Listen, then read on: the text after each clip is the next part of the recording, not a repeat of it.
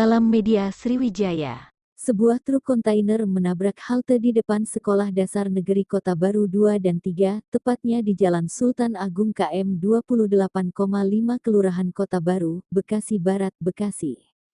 Beberapa orang yang berada di halte turut menjadi korban.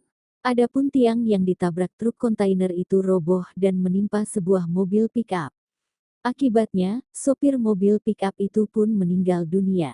Sejumlah kendaraan lain terdampak kecelakaan itu, beberapa di antaranya masuk ke kolong truk kontainer. Kepala Unit Laka Lantas Polres Metro Bekasi Kota Ajun Komisaris Polisi Farida mengatakan ada beberapa korban akibat kecelakaan tersebut. Melibatkan kendaraan dan keneknya.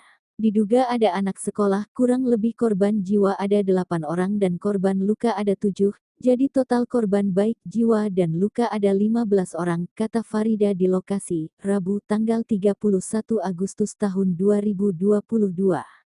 Untuk kronologi kecelakaan, truk bermuatan besi melintas dari arah Kranji ke Cakung, Jakarta Timur.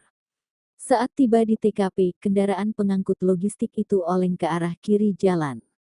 Untuk remblong kemungkinan tidak karena ada pengereman, jadi karena kecepatannya, jelasnya. Untuk korban baik luka dan meninggal dunia, dilarikan ke RS Ananda dan RSUD Cas Bulah Abdul Majid Kota Bekasi.